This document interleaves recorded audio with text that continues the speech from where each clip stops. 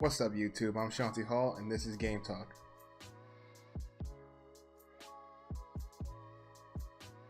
So for today's game we have the Los Angeles Lakers versus the Philadelphia 76ers. This matchup was especially exciting because it was almost like a sneak peek at the future of the NBA.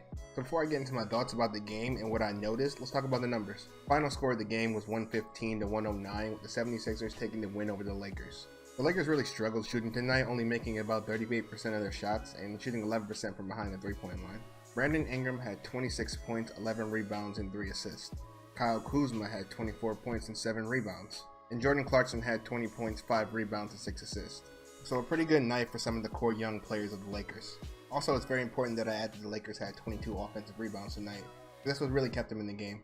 As for the Sixers, they shot 48% from the field and 21% from the three-point line.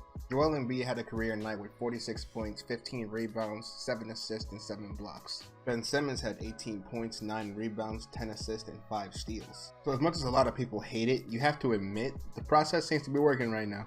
So now on to my thoughts about the game, starting with the Lakers. The first thing I noticed about the Lakers last night was that it was really good to see Brandon Ingram play aggressively. He did a great job getting to the rim, and his mid-range is money. Once he develops that three-point shot a little bit more, he's going to be a really scary scorer. And I say that he needs to develop his three-point shot, but really the Lakers need to work on that as a team because 11% is unacceptable.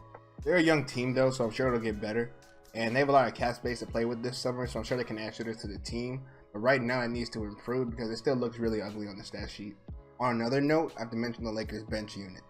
They brought a ton of much needed energy and really kept the Lakers in this game.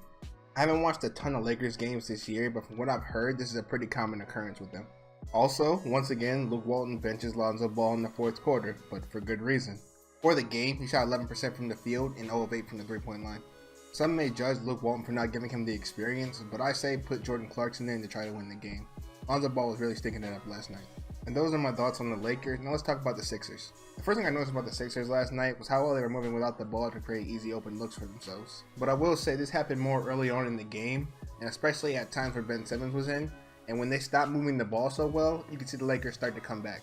If they were consistent with the ball movement and also boxing out Lakers players so they couldn't get so many offensive rebounds, I don't think this game would have been close at all. Also, it's worth mentioning that JJ Redick played extremely poorly as well. He shot 0 of 8 from the three-point line, and that's his specialty, so he needs to be better for the Sixers. And lastly, if you didn't believe the hype about Ben Simmons and Joel Embiid, you better start to. These guys are up next. And those are my thoughts on the Philadelphia-Los Angeles game. I really hope you guys enjoyed this video. I'll try to be more consistent with game talks in the future. If you have anything that you disagree with or want to speak about in the comments, let me know. Just write something down there. If you enjoyed the video, leave a thumbs up or subscribe, and I'll see you guys next time.